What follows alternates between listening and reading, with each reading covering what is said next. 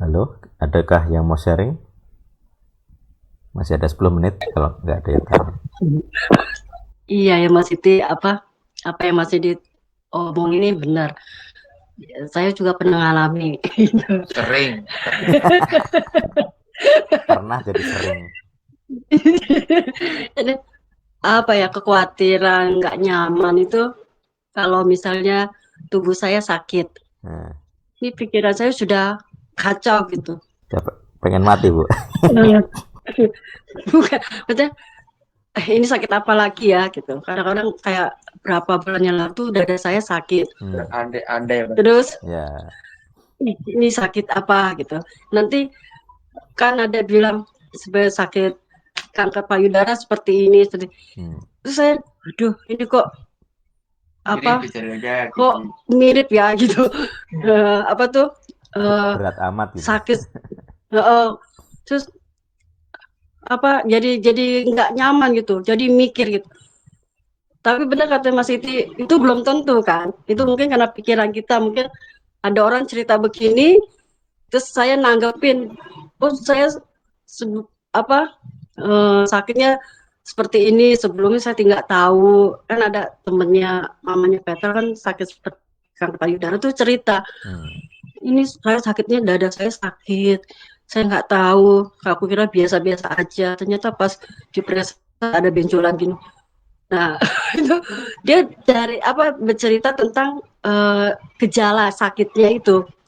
Nah tiba-tiba ini terjadi, apa maksudnya, saya pun ngerasa juga sakit gitu dada gitu, tapi pikir ini apa ini bener ini ya sakit begitu gitu.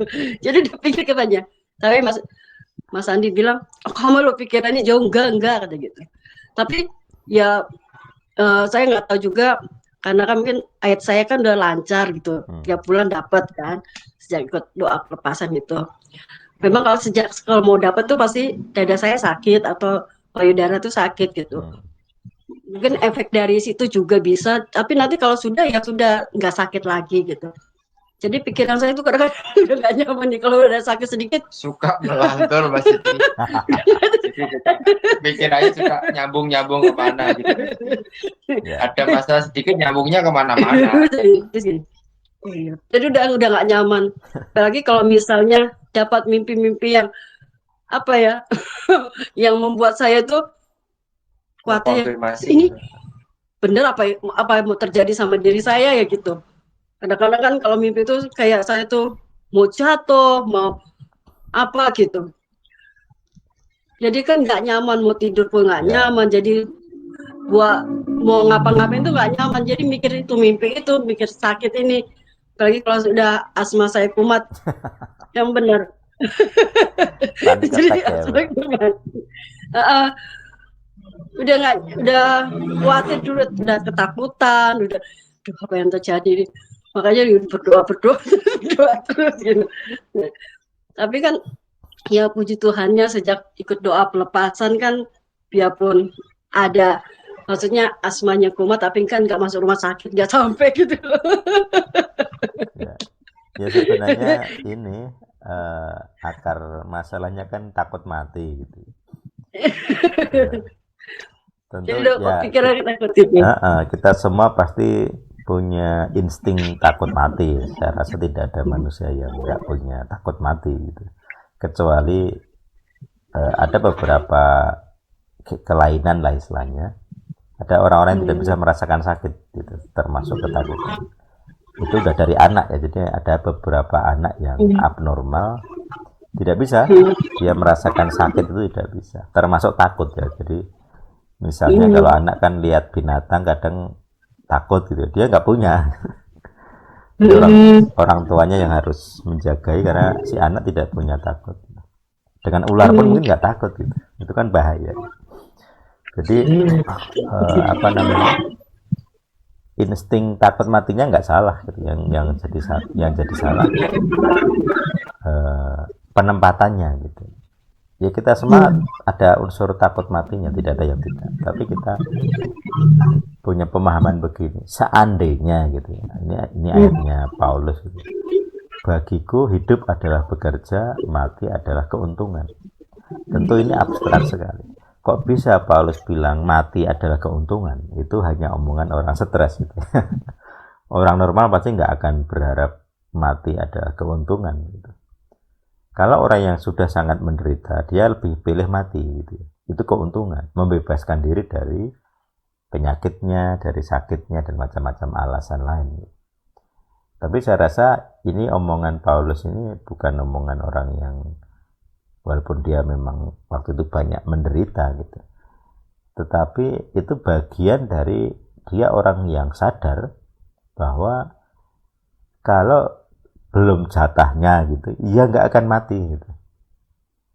Saya sendiri juga memegang pemahaman yang serupa itu gitu. Jadi kalau belum waktunya ya nggak bakal lah gitu. Kalau saya ya ini iman saya. Jadi walaupun kelihatannya sangat menakutkan gitu, tapi ya sudah gitu. Kalau ada iman itu bisa menerima gitu. Banyak peristiwa yang ekstrim yang menakutkan gitu. Tapi kalau kita merasa aman tadi, nah ini berarti Bu Gina perlu belajar merasa aman. Perlu banyak merenung gitu ya. Saya berarti nggak merasa aman ini sebenarnya dengan Tuhan, termasuk dengan Tuhan kita.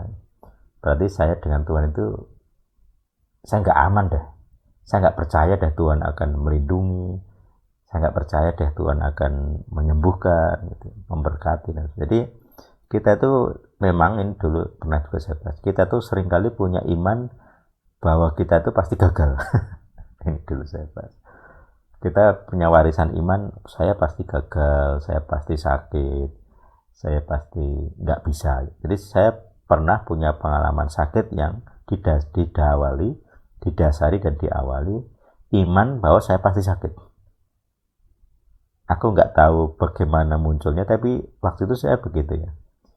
Jadi merasa ini sebelum ada gejala ya, tapi tiba-tiba di dalam pikiran saya itu saya tahu atau saya beriman sebentar lagi saya sakit gitu. Dan beneran hitungan sehari 2 hari meriang gitu. Kalau zaman dulu ya masuk angin lah bisa. Tapi sebelum itu terjadi saya bisa tahu.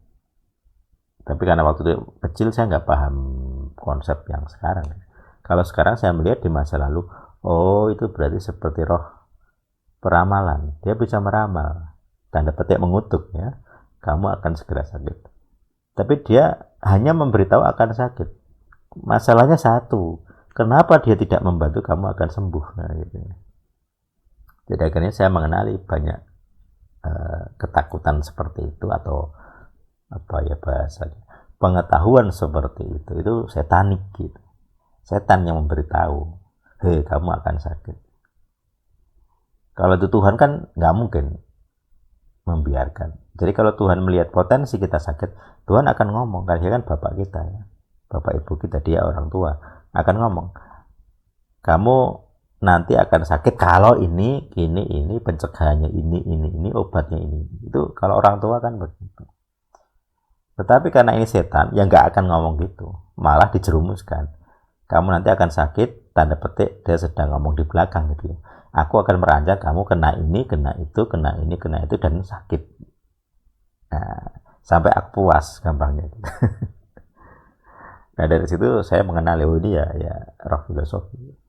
Jadi ketakutan yang kita alami, yang termasuk Bu Gina tadi alami, mayoritas ya nggak sekedar mental saja gitu. Tidak sekedar tanda petik stres, depresi, paranoid kalau bahasanya kerennya. Pasti ada rohnya. Jadi gangguan mental karena nggak beriman ya, atau nggak merasa aman itu banyak terbukti spirit gitu ya. Nah ini yang akhirnya saya temukan gitu ya. Ya puji Tuhan, posisi sekarang saya merasa lebih baik gitu. Jadi ada progres positif ya, dari kesehatan, dari hal-hal lain gitu.